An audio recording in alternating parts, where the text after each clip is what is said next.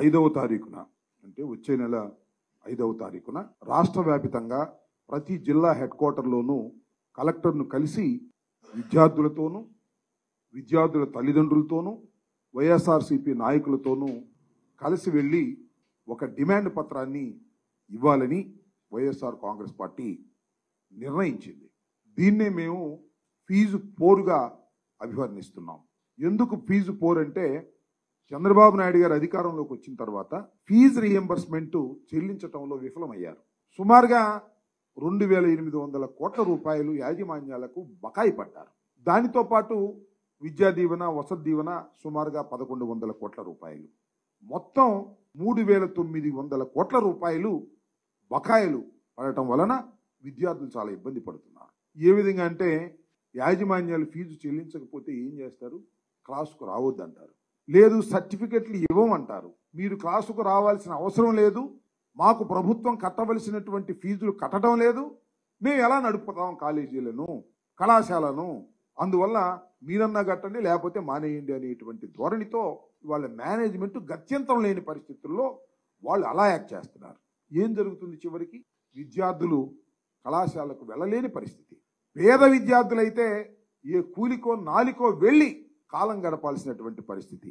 చదువుకొని భావి భారత పౌరుడుగా ఎదిగి అవసరమైతే విదేశాలకు వెళ్ళి ప్రతిభను చాటవలసినటువంటి విద్యార్థి చంద్రబాబు నాయుడు గారు ఫీజు రీఎంబర్స్మెంట్ కట్టకపోవటం వలన కూలీగానో ఒక అనాథగానో మిగిలిపోవటం ఇది సమంజసమేనా? గౌరవ ముఖ్యమంత్రి గారు ఆలోచించాలి. ఎన్నో వాగ్దానాలు చేశారు మీరు, విద్యార్థులకు అది చేస్తాం ఇది చేస్తామని చెప్పారు. ఇలాంటి సందర్భంలో మాకు గుర్తొచ్చేది డాక్టర్ వైఎస్ రాజశేఖర రెడ్డి గారు.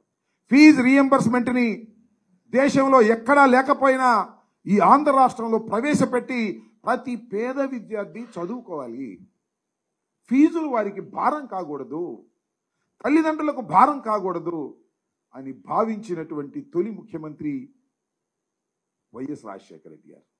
ఆయన మరణించారు.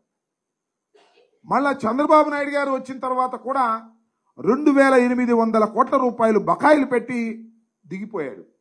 2019లో జగన్మోహన్ రెడ్డి గారు బాధ్యతగా భావించి ఆ బకాయిలను తీర్చటమే కాకుండా ఎక్కడ బకాయిలు లేకోకుండా ఫీజు రీఎంబర్స్మెంట్ ఇచ్చినటువంటి ఘనత జగన్మోహన్ రెడ్డి గారిది. జగన్మోహన్ రెడ్డి గారి కన్నా బ్రహ్మాండంగా చేసేస్తాడు, చంద్రబాబు నాయుడు గారు అద్భుతంగా చేస్తాడు అని బాకాలు కొట్టారు. ఓ పక్కన జనసేన బాగా కొట్టింది, ఓ పక్కన బీజేపీ బాగా కొట్టింది, ఒక పక్కన ఆయన బాగా కొట్టుకున్నాడు.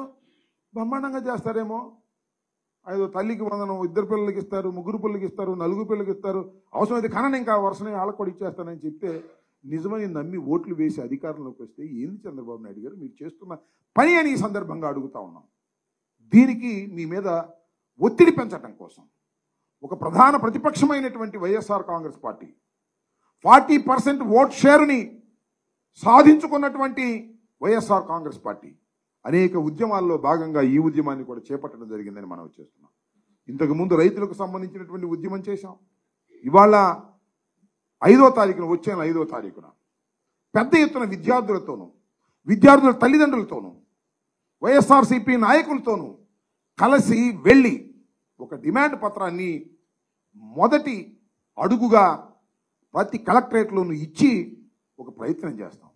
ఇప్పటికైనా నేను మనవి చేస్తున్నా, చంద్రబాబు నాయుడు గారు వాళ్ళ అబ్బాయి ఏమో విద్యాశాఖ మంత్రి గారు, మీ ఇద్దరు ఇప్పటికైనా కళ్ళు తెరచి పేద విద్యార్థుల్ని ఆదుకునేటటువంటి కార్యక్రమం చేయాలని, చేయకపోతే మా పోరు బాట ఫీజు పోరు ఇంతటితో ఆగదని మనం చేస్తున్నాం.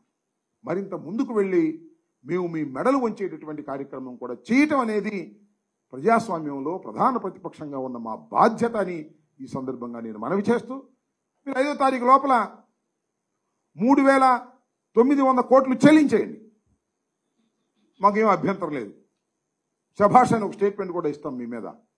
అలా కాకపోతే మాత్రం తీవ్రమైనటువంటి పరిణామాలకు ఈ ప్రభుత్వం ఎదుర్కోవాల్సి వస్తుంది. ఇప్పటికే ఈ ప్రభుత్వం 8 మాసాల్లోనే వేగంగా వారి రేటింగ్ పడిపోతా ఉంది.